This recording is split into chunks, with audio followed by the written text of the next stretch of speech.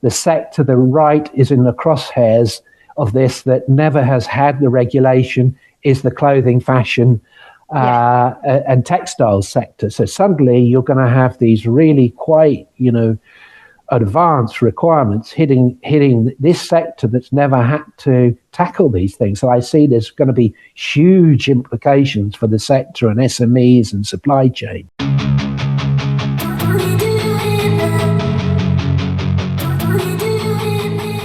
Welcome to Big Time Sustainability. Big Time Sustainability is brought to you by Centre for Big Synergy, and it is a United Nations Global Goals initiative. On this show, global leaders and changemakers tell us how they are combating major challenges like climate change, loss of biodiversity, hunger, poverty, inequality, and many more. Big Time Sustainability aims to inspire all of us to follow these leaders and act with urgency to create a more sustainable world. If you are a changemaker or know someone who is making a big difference in their community or globally and should be on this show, please email us at podcast@thebigsynergy.org or visit www.thebigsynergy.org. Welcome to another episode of Big Time Sustainability, and I'm delighted to be joined by Professor Martin Charter, who is a Professor in Innovation and Sustainability, as well as the Director of the Centre for Sustainable Design at the University for the Creative Arts. Hi, Martin. Hi, Jade. Thank you very much for the opportunity to join. No, welcome. Thank you for joining us. And you founded the Sustainable Innovation International Conference, which has been running for 25 years now. And we'll discuss this and more throughout this podcast. And we really want to delve into what you've learned along the way, the successes, the challenges, the inspiration. You're a fountain of knowledge within this space, in the sustainable innovation space. And I'm really interested to understand from you how creativity plays a huge role within some of these challenges that we face around climate change, and how we can push forward in reaching these the sustainability development goals. When I was researching, obviously, the podcast and having you join us, it was really interesting to learn from you that you attended the Earth Summit in Rio in 1992, which was 20 years before the introduction of the SDGs in 2012. Could you kind of take us back to that time and tell us what you learned from that summit, and if it inspired your journey thereafter?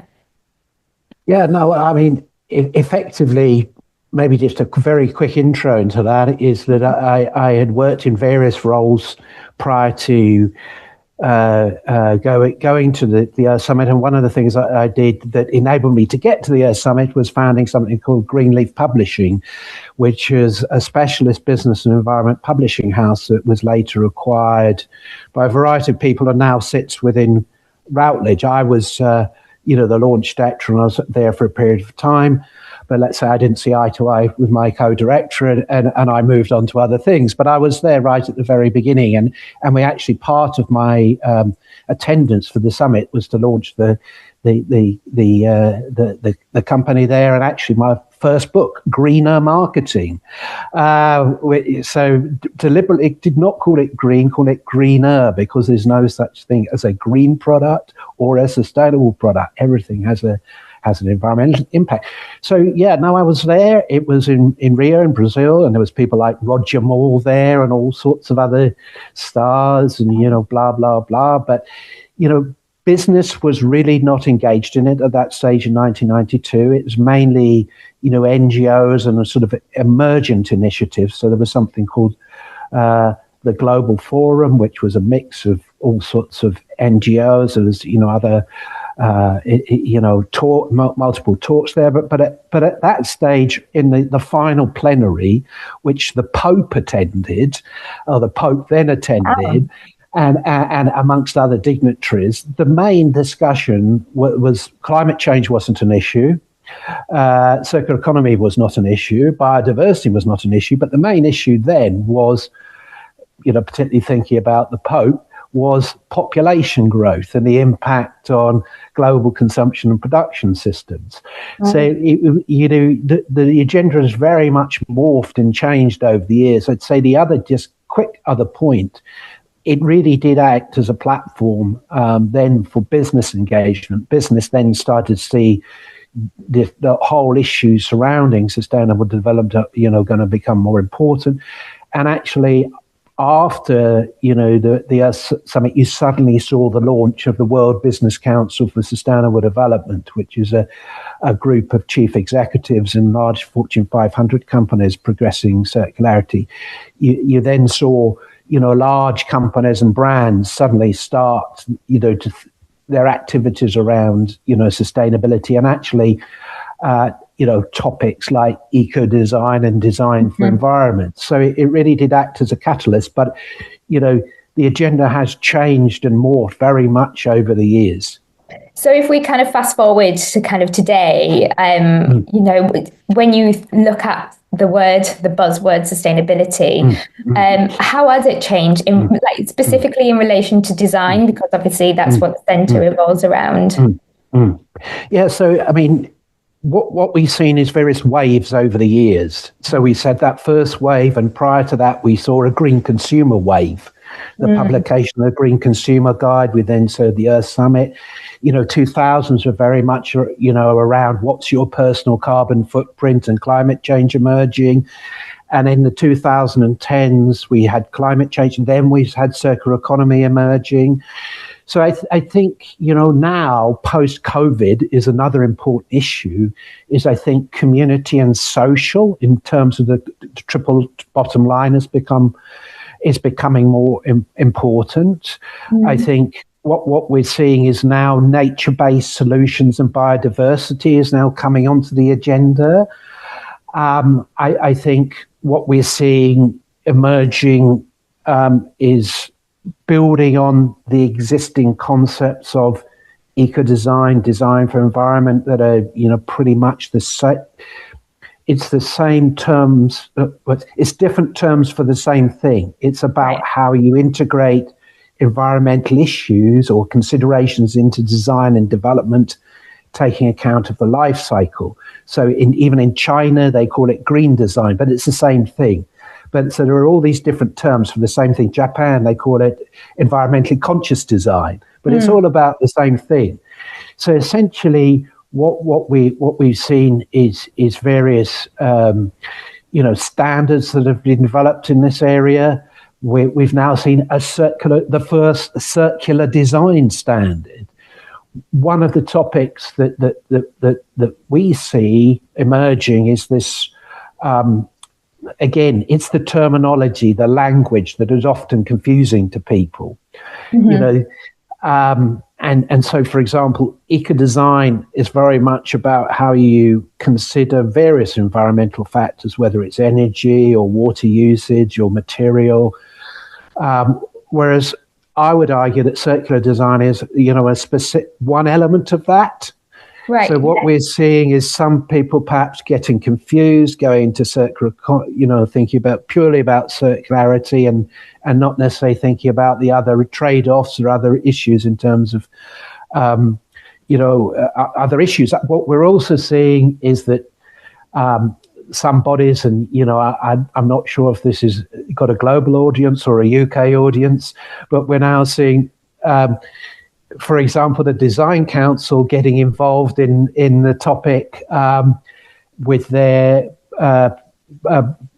blueprint for the planet or something, and suddenly they're getting interested in this, which is sort of part of the waves. We see Design Council and the design community in the UK getting very interested in sustainability and circularity, then getting less interested, and then getting more interested. And we're now in a wave where really, the Design Council amongst the design community seem to be really trying to sort of grow the agenda and take this blueprint out. But there's still, in my opinion, going back to some of the real life issues that I think you were sort of touching on there, there's still sometimes this sort of slight disconnect between the design community and what companies are doing in-house.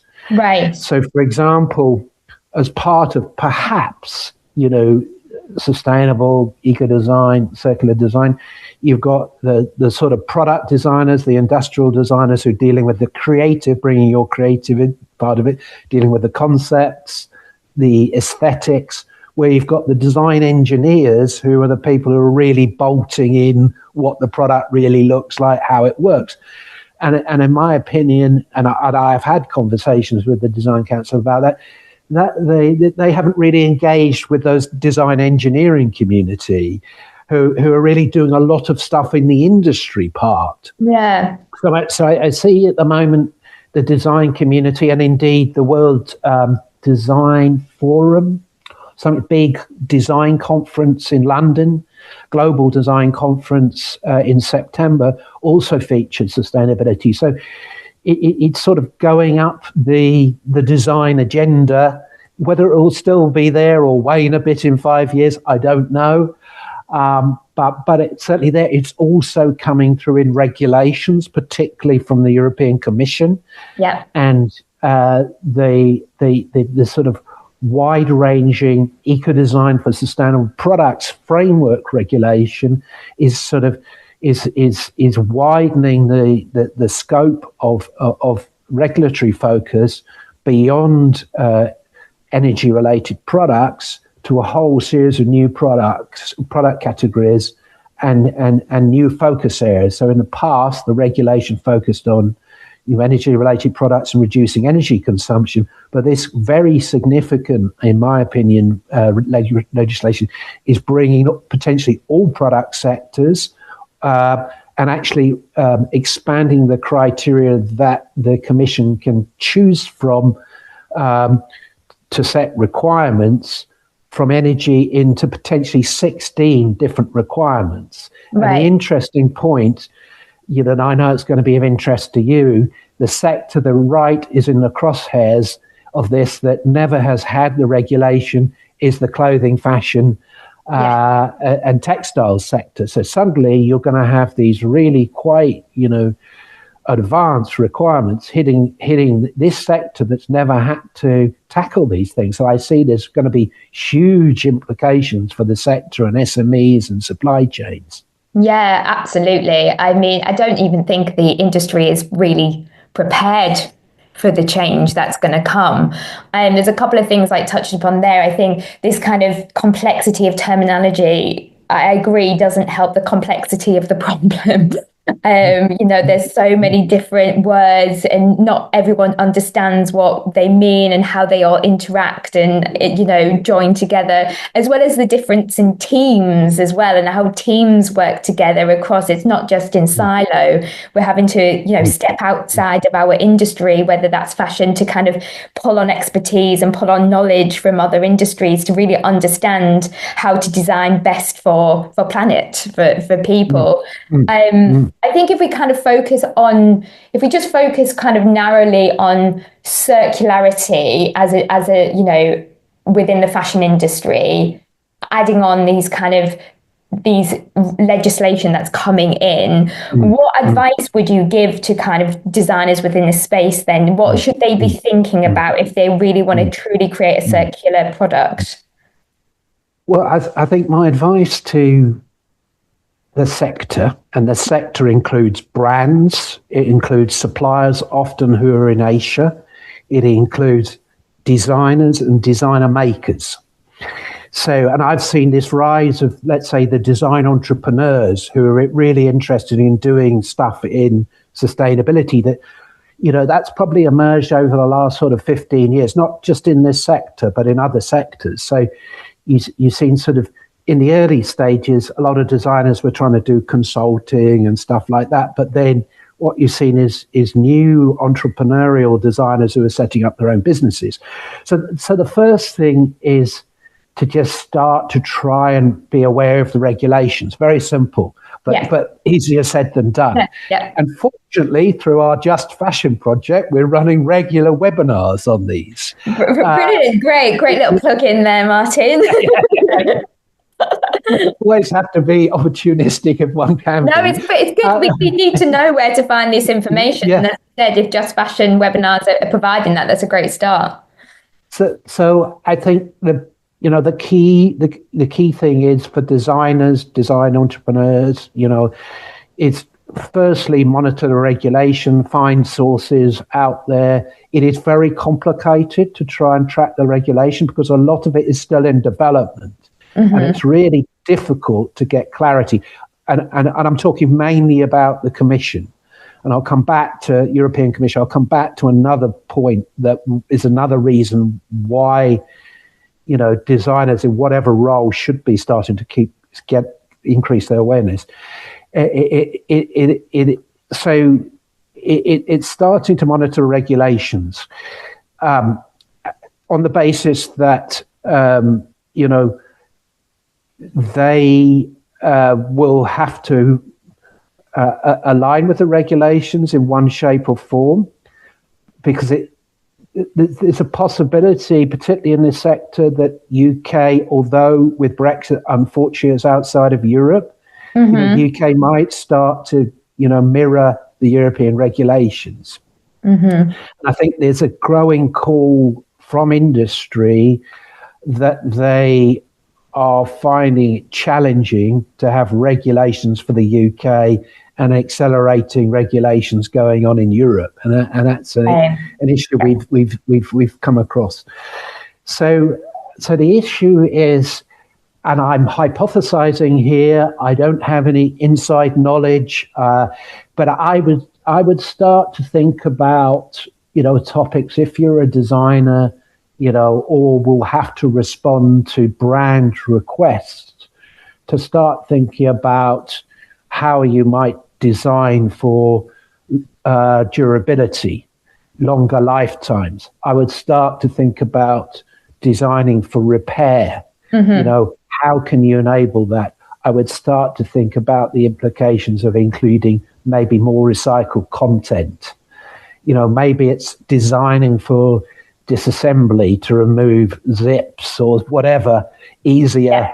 And again, go along, for example, to a repair cafe. There are many repair cafes in the UK, and a lot of those repair cafes have clothing repair stations. And actually, those repair cafes and the volunteers in there are really, seeing a lot of the end of first life, clothing, the issues that come in. And it's a great way to sort of start to see what the issues are and what one will have to try and prevent in the future, if you see what I mean. So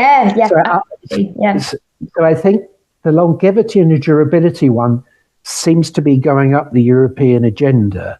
A lot of, again, if people are really interested, really proactive on this, start to go and see what's been happening in France, because France has really been leading on a lot of the, circularity and, developments from a national level. So they've set up policy and other developments that are ahead of actually the rest of Europe. It's an odd one. France really was a sort of middle table performer on environmental performance. But after 2015, when the SDGs were launched, the Paris Accord happened, and various other things, France clearly decided to increase its activities on climate change and circularity. So they've really started to fast forward a lot of their activities. So see perhaps what's going on in France, see what designers in France are doing. So it would be also to start to just experiment a bit, Repairability is going to be an issue, but also durability and longevity seems to be going up the agenda. Now, that's partially because the Commission in the Circular Economy Action Plan 2020 had a phrase like they wanted to make fast fashion history. Others have made those similar claims. So I think this is it's an issue. It's a real issue, and I'll just come back to that in a second. So there's clearly a policy driver to try and extend the life to avoid the built-in product obsolescence. And so, how do you shift? It is, as you're implying. How do you shift from a shine model of clothing that maybe exists for 6 months versus suddenly they've got to design their products that got to exist in the same format for at least 2 years. It's going to be a real challenge. But, with Shine now setting up a retail outlet in Paris, they've got boots on the ground, and therefore they're going to have to comply with the regulations. Now, how they're going to do that, is going to be an interesting one. Whether they suddenly are going to have to, design for repair. Maybe I'm hypothesizing here based on whatever. Suddenly they're going to have to think about these issues, and whether the cost of doing that for them will be sufficient for them to move back outside of Europe again. Yeah, it's interesting because you say, on one hand, like France are really pushing these agendas, and then on the other side, you have, Shine, Shein, whatever the company is setting up a physical store. It doesn't go hand in hand, does it? It's really. But it's actually really. I hadn't thought about it, but you're illustrating this sort of duality. Yeah. You know better than me, but certainly Paris is one of the sort of icons, or it's hubs of fashion. Fashion culture. In its sort of bloodiest sense, if you know what I mean. In its rawest sense. So how the sort of duality is working with this in France will be an interesting area, because the fashion, the fashion designers, the fashionistas, the fashion bloggers, all the ecosystem, that is global there aren't going to change, and that model is often around first life, really, which is sort of the antithesis of circular economy. So how the circular economy knowledge and activity is going to work with that is a very interesting question. Well, I feel like it's like highlighting we all have, we are all a stakeholder within this. You've mentioned some really good kind of tips about kind of designing for durability, repairability, recyclability, and they're things that can start at the very, very beginning of the design process, which historically in recent fast fashion times has not been considered. So there is that kind of responsibility there from the designers, from the brands kind of embedding that. But then there's also why this transitioning is happening, that the consumer can also kind of play the part, go to these repair cafes, learn how to sew a button, learn how to look after their garment, washing it correctly, all these things that we just have not kind of looked at. The label's there, but we don't really understand how to read it. We don't really understand how to look at our product that we have. Trends are also pushing it, which is interesting, going back to your point about Paris being this kind of epicenter of fashion, and the way that fashion runs, and the fashion shows, constant newness all the time. We just need to kind of, maybe Paris will be the first to kind of eradicate Fashion Week. That would be an amazing thing, I think. I don't know. But it will be really interesting to see how it unfolds, because how it's currently working it's not working, is it?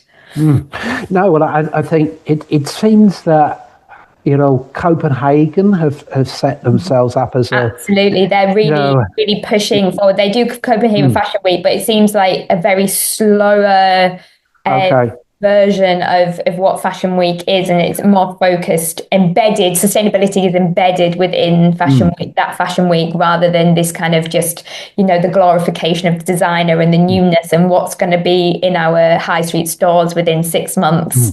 I think that's what, No, but I mean, going back to your point about the design stage, and that there is that sort of classic statement: 80% of a product's environmental impacts are determined at the design stage.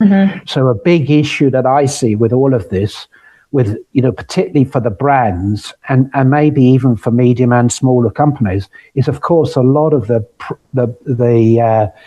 product, a lot of the manufacturing is outsourced to India, China, Pakistan, Bangladesh. So there's going to be a real need to work with the suppliers to start to build their awareness and knowledge. And we've got within the Just Fashion project, in January, we're just running a workshop with Indian stakeholders to start to sort of explore what this is. Also separately and sort of still within circularity and still a little bit to do with clothing and whatever. We're also working in India ourselves on designing, of all things, circular cricket gear. And we're working that needs to be done as well. A lot can be learned within the sports space for sure. Absolutely. So we've set up a partnership with Decathlon to explore how you bring in circularity into cricket, the second largest sport, of course, massive in India. So and their design and development teams are in India. Yeah. So and actually we're working with them to explore what specifically might be relevant for the Indian market, because they're not one of the cricket brands yet in outside of Europe, but they sell clothing, and indeed they're going to have to adapt, sports clothing, companies are going to have to adapt to the regulations, if they're placing products on the market, for example, through stores, of which Decathlon has a lot, and there are other brands, of course. But the sports sector will also have to, adjust to this, and it's a big, segment. Yeah, absolutely. I mean, you're just showing that the kind of opportunity here to be creative, not just within kind of fast fashion, like clothing exists within so many different industries, as you said, sports, music, there's so many ways in which we can kind of amplify this message by kind of drawing on these other industries. And I think it's kind of showing that the opportunities there are still really vast if you explore outside your box. And I think it kind of leads on to probably the final question, because I feel like we're running out of time and we've only just skimmed the surface. But, as a leader in this space, what other thoughts might you share to kind of younger people when they're shaping their careers, and how they can make, more of a difference to their life, to other life, as we work towards 2030? No, I think as you highlighted, there are many opportunities. I think we are unfortunately dealing post-COVID with issues of eco anxiety with young people, with a number of young people, and that's real. And I know there is mentoring going on in schools, but it's actually trying to help young people think through the opportunities. So I think that opportunity focus is important. I think we are seeing more of Gen Z, from various disciplines starting to look at their own businesses from all sorts of different disciplines. I think the really important thing for the design community, or for designers, is to get a second degree in business, some business skills, to get that discipline. That is really important. I think if you are really interested in setting a business up, having an impact, integrating sustainability into the DNA of the business, which now a lot of the new breed of entrepreneurs want to do. So it's being very business focused. The idea itself will not sell it. It's got to have a business model. It's got to work from a commercial point of view.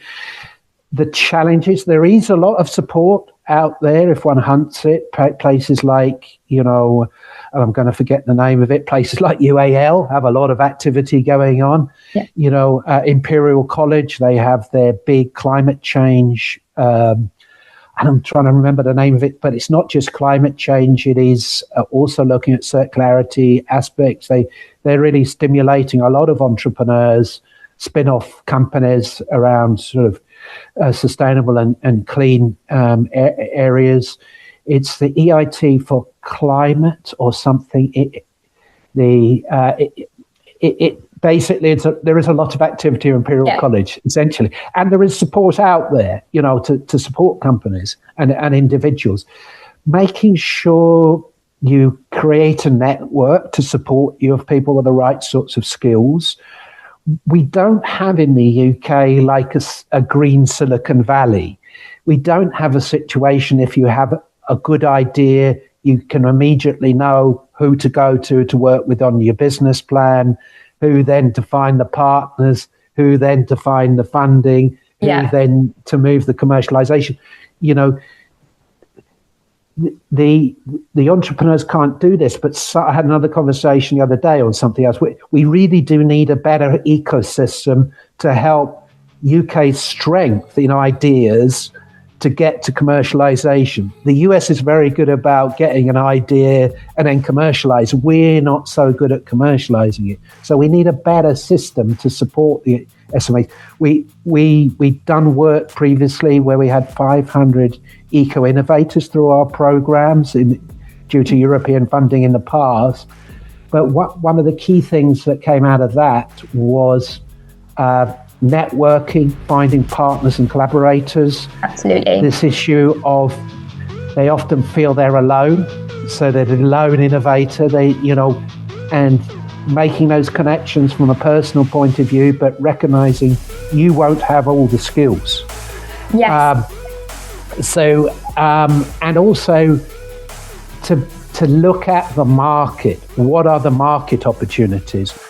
Yes, having a good idea, but recognizing crudely there are potential customers out there, understanding their needs and actually shaping your offers to the needs of the customers.